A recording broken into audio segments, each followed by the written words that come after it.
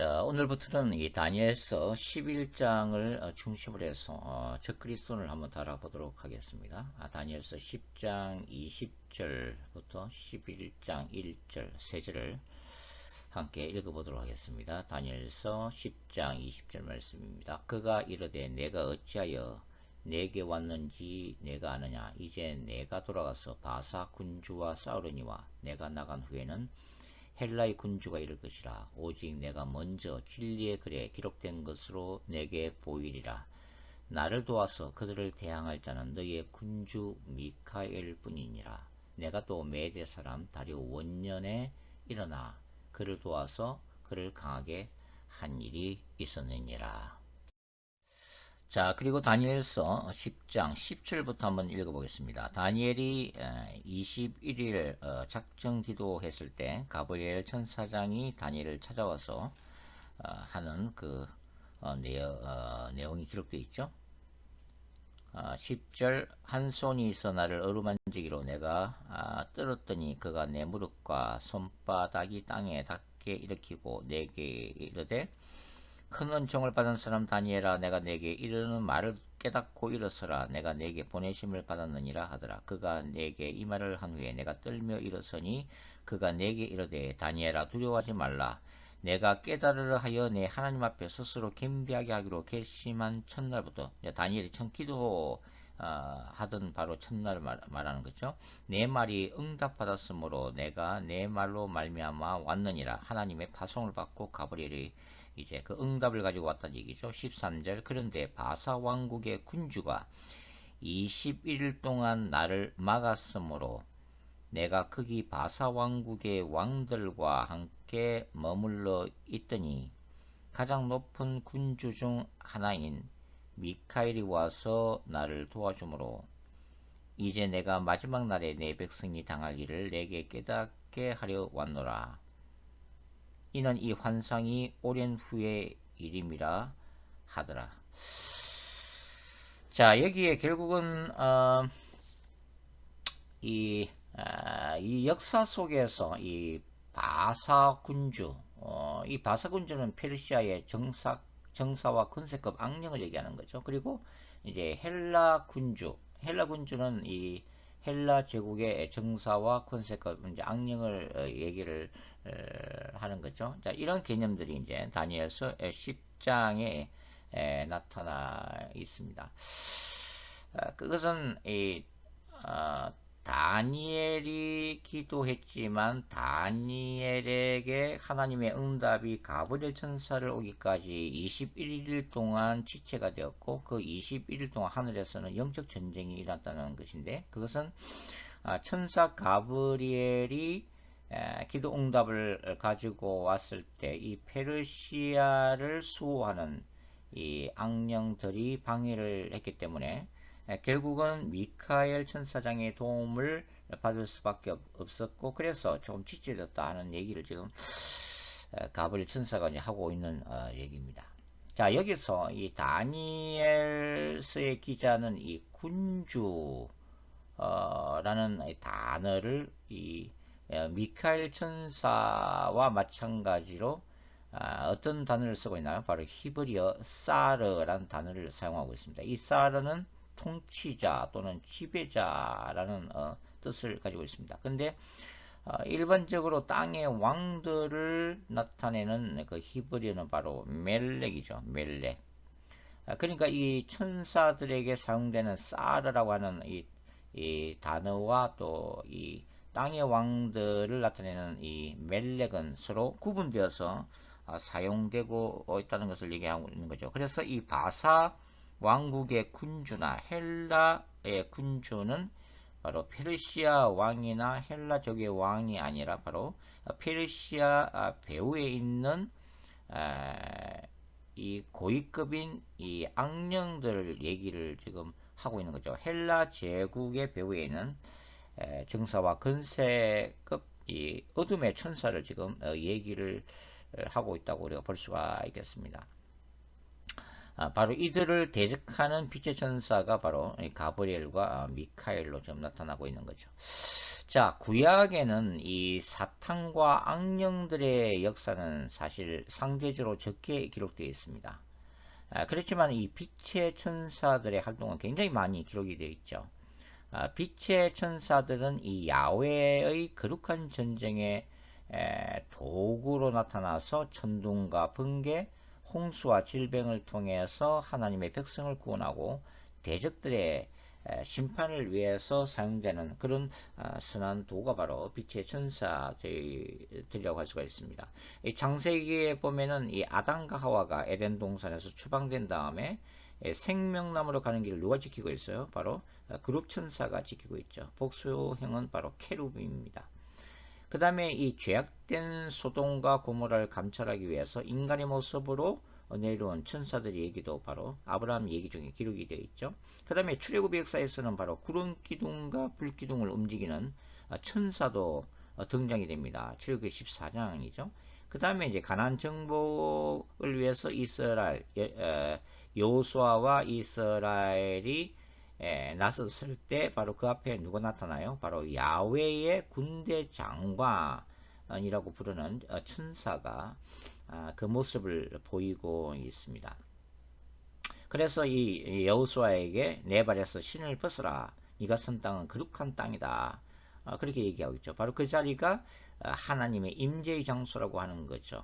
하나님의 성전이라고 하는 것입니다. 바로 그때 이제 이 야훼의 대리자로서 야훼 군대 장관이라고 불리는 이 천사가 나타나고 있다고 하는 거죠. 그 다음에 구약에서 이제 자주 우리 여호와의 천사, 야훼의 천사가 또 자주 나타나죠. 바로 구약의 그리스도로 이제 추정을 하고 있습니다.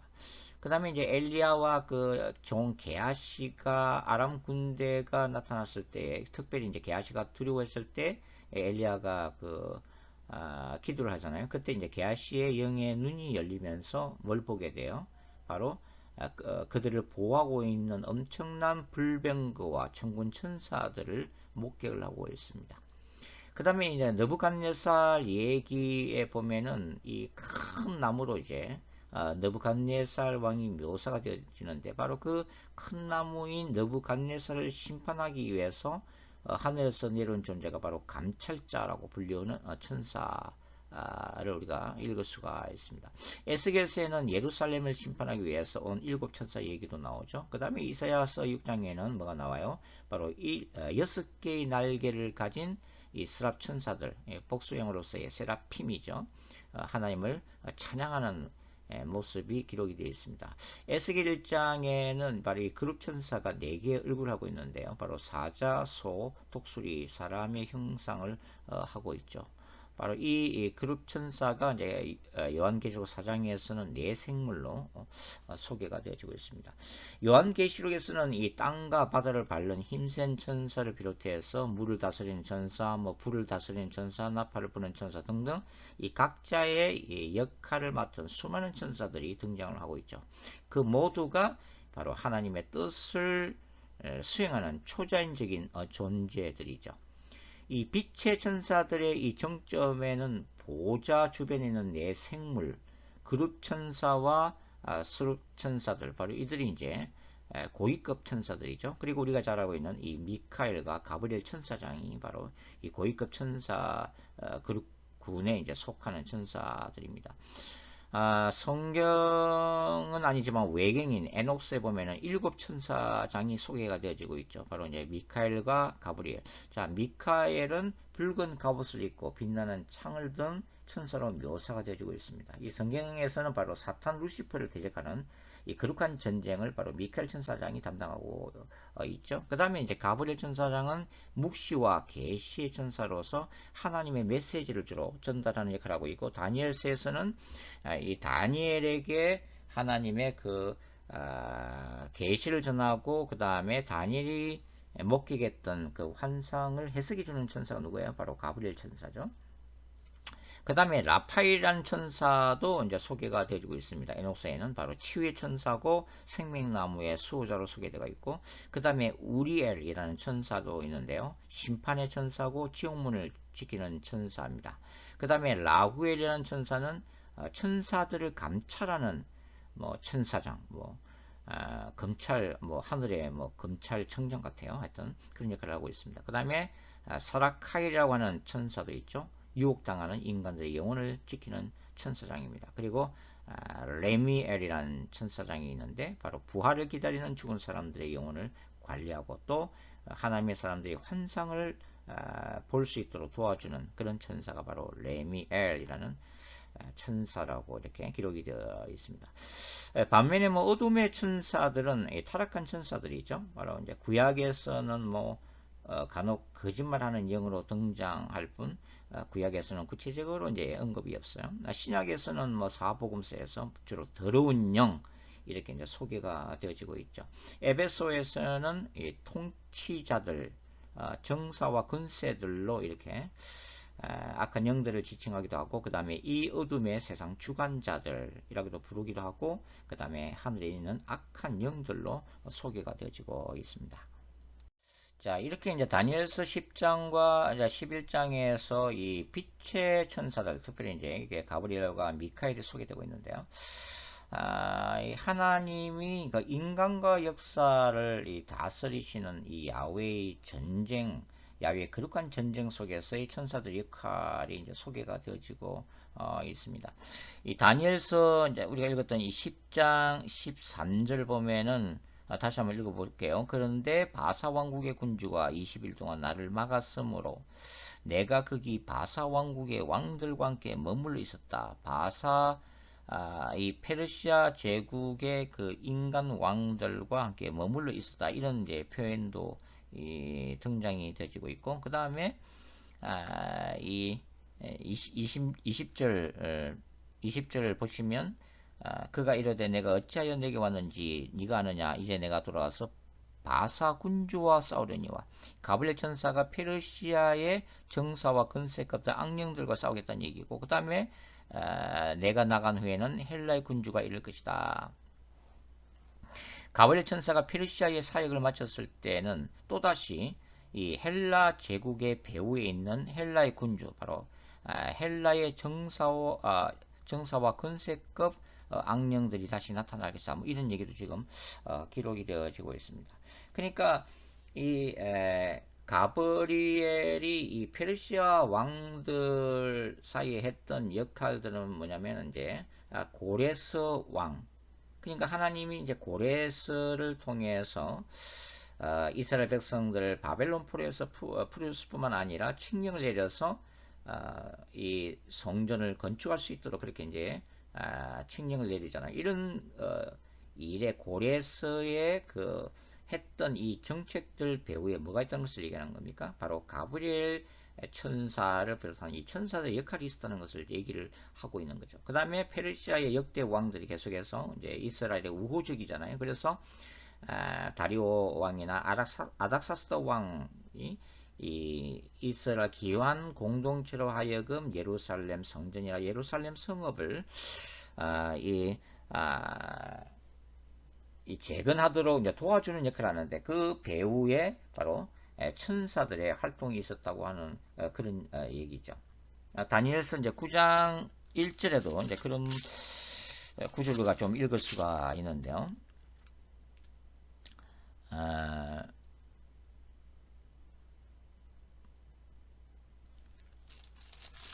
다리오 왕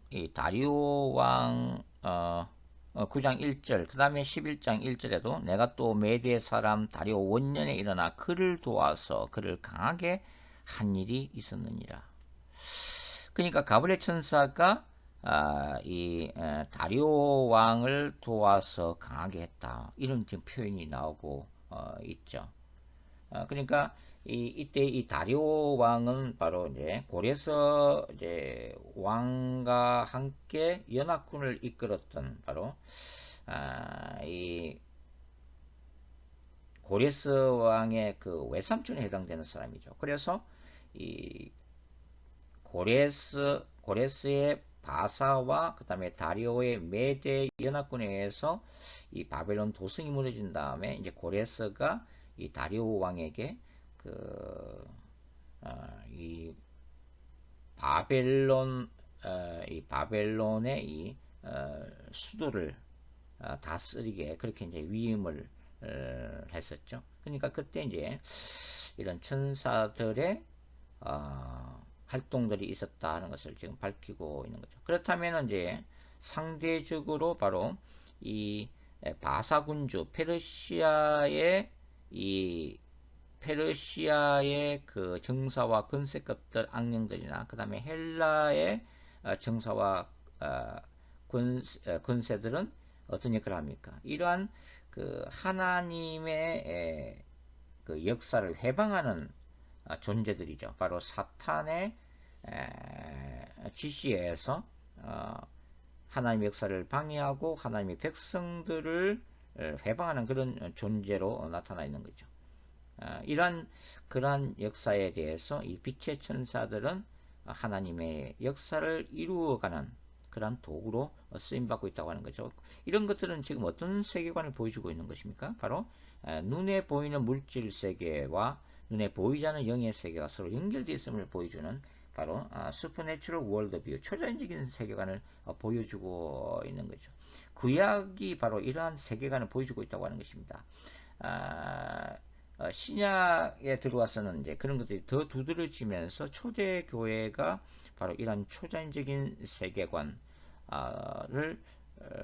견지했다는 것을 우리가 이제 알 수가 있죠. 이러한 그 초자연적인 세계관 그리고 이 빛의 천사와 그 어둠의 천사들 사이에서의 이 영적 전쟁 세계관은 사실 18세기 이제 18세기가 되면서 합리주의 사고 그리고 계몽주의 그다음 이성을 중요시기는 이러한 사상들이 이제 세워지면서 결국은 이 초전적인 세계관을 이제 서구 사회가 기독교가 이제 점점 잃어버리기 시작했다고 하는 것입니다. 그래서 이 성경 속의 이 사건들, 특별히 초전적인 기적의 사건들을 인간의 이성으로 판단하면서 이것을 하나의 실제 역사가 아니라 문학적인 어떤 상징성으로만 이제 해석하는 그래서 기적 자체를 이제 부인하는 바로 자유주의 신학이 이제 들어오게 된 것입니다. 이런 초자연적인 세계관을 우리가 회복할 필요가 있죠. 그래서 이런 하나님의 역사에 대해서 우리가 사모함이 있을 때 바로 교회 공동체 안에서도 현대교회 안에서도 이런 성령의 강력한 역사가 일어날 수가 있다고 하는 것입니다. 자, 다니엘서 이제 9장이 바로 다니엘이 기도하는 내용이 기록이 되어 있죠. 그러니까 바벨론 포로 생활 70년 후에 하나님이 반드시 이스라엘을 해방시키실 거라고 하는 그러한 약속이 기록되어 있는 예레미야서를 다니엘이 읽으면서 바로 다니엘의 21일 기도가 시작되고 있는 거죠. 아마도 예레미야서 25장을 읽었던 것 같아요. 그리고 이제 이 다니엘의 기도가 첫날에 상달되었지만 응답을 전한 데는 21일이 소요되었다고 하는 거죠. 그때 이제 이 페르시아 군주 페르시아의 정사와 건세급 악령들이 방해했다는 얘기고 그 다음에 천사장 미카엘이 도와줌으로써 이제 가브리엘이 이 응답을 가지고 왔다고 하는 그 응답이 이제 뭐예요? 바로 70일의 계시가 됩니다. 이 70일의 계시는 나중에 또 살펴보겠지만 바로 주전 6세기부터 2세기까지 한 400년의 예언을 담고 있는 거죠. 이것이 바로 다니엘서의 핵심적인 다니엘서 이제 후반부 7장부터 12장까지 이 작은 뿔로 불리우는 안티오코스 4세 에피파네스의 출현과 그 멸망을 바로 예고하고 있는 중요한 예언이죠. 이것이 바로 영적 세계 안에서 일어나는 영적 전쟁의 실체라고 하는 것입니다. 그러니까 하나님 나라 역사를 방해하는 이 사탄의 나라가 존재하고 있음을 보여주는 사건이죠. 하나님은 이미 이 다니엘의 기도에 응답을 하셨습니다. 그것은 성령의 역사가 시작되었음을 의미하고 있는 거죠. 그러나 기도하는 다니엘이 깨닫기까지는 바로 21일이라고 하는 시간이 걸렸다고 하는 것입니다.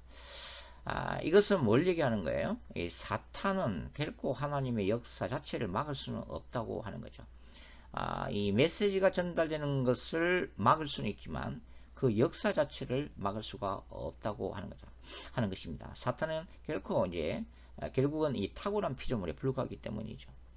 그래서 우리는 최후의 승리를 믿고 나아갈 수 있는 것입니다. 다니엘서의 주제가 뭡니까? 바로 인간과 역사를 주관하시는 하나님을 드러내는 것이죠. 다니엘서 1장부터 6장까지 기록되어 있는 이 다니엘과 세 친구의 이 순교자적인 영성은 주전 2세기 바로 이 셀루커스 왕조의 악한 왕 안티오코스 4세 에피파네스의 극심한 예루살렘 박해하에서 유대인들이 고통을 받을 때에 그 모든 유대인들이 따라야 할 신앙의 모분으로 제시가 되어지게 되죠. 이것은 바로 요한계시록의 메시지와도 통한다고 하는 것입니다. 그러니까 1세기 도미티안 박해나 이 종말론적인 짐승인 즉 그리스도 하에서도 오직 인내와 믿음으로 거룩한 싸움을 싸워야 한다고 하는 거죠. 이렇게 인간과 역사를 주관하시는 이 하나님으로부터 온 계시가 바로 70일에와 관련되어 있는 바로 다니엘서 11장에 기록되어 있는 큰 전쟁 계시입니다. 자, 21절에 보면은 진리의 글이라고 이제 표현이 되어 있죠. 이것은 계시자로서의 하나님의 역사 운영을 기록한 천상의 책, 하늘의 책입니다. 11장 2절에 보면은 이 참된 것을 보이라고 하는데 이 참된 것과 동일한 거죠. 이 큰 전쟁 계시가 바로 다니엘서 11장 1절부터 12장 4절까지의 내용이라고 하는 것입니다. 바로 이러한 이 내용이 너무 이 구체적인 역사 예언인데요. 이 북방왕과 남방왕의 그 전쟁, 이것을 1차부터 6차 시리아 전쟁으로 실제 바로 세계사에서 일어났던 바로 전쟁 역사죠. 이러한 역사 예언이 너무 구체적이고 정확하기 때문에 자유주의 신학에서는 이것을 받아들이지 않죠. 그래서 이것은 주전 2세기 이후에 이 사건들이 일어난 후에 바로 다니엘이 계시를 받았던 예언의 형식으로 기록되었다고 보고 있습니다. 그러나 우리 보수주의 신학에서는 그만큼 하나님이 인간과 역사를 다스리심을 보여주는 구체적인 예언으로 우리가 받아들이고 있는 거죠. 큰 전쟁 계시는 이 페르시아의 고레스 이후 알렉산더의 헬라 제국과 그의 죽음 이후에 일어날 바로 이 셀루코스 왕조 그리고 이집트를 다스렸던 프톨레마이오스 왕조 사이의 전쟁이죠. 이 셀루코스 왕조는 메소포타미아와 팔레스틴 중심으로 다스렸던 왕조죠. 이 셀루코스 왕조가 이 11장에서는 바로 뭐라고 불려요? 북방왕으로 불리고 있고 그 다음에 이집트를 다스렸던 프톨레마이오스 왕조는 남방왕으로 불리고 있습니다. 이 양자 간의 바로 전쟁에 대한 구체적인 예언이 바로 다니엘서 11장이죠. 자, 이러한 역사 예고를 통해서 이 다니엘서 11장이 보여주고자 하는 바로 존재가 바로 셀루코스 왕조의 시리아 왕 안티오코스 4세 에피파네스입니다. 이 자가 바로 신약적 적 그리스도의 예표적인 인물인 거죠. 자, 요한계시록은 편지면서 묵시문학이고 연서입니다. 연서라고 하는 것은 또 반드시 이루어지는 것을 말하고 있는 거죠. 그러니까 마지막 때의 징조들과 그리스도의 재림과 악의 멸망, 새하늘과 새 땅의 도래를 이제 예고를 하고 있는데요. 바로 이러한 사건들이야말로 오늘을 살아가는 마지막 때를 살아가는 신자들의 궁극적인 희망이면서 바로 승리를 보여주는 바로 그런 이야기입니다. 하나님이 이루실 이 종말론적인 구원의 사건에 우리는 지금도 동참을 하고 있는 거죠. 야훼의 종말론적 거룩한 전쟁의로의 부르심 그것에 적극적으로 응답하는 것이 바로 오늘을 살아가는 마지막 때를 살아가는 우리의 거룩한 임무라고 할 수가 있겠습니다. 오늘 여기까지 하겠습니다. 감사합니다.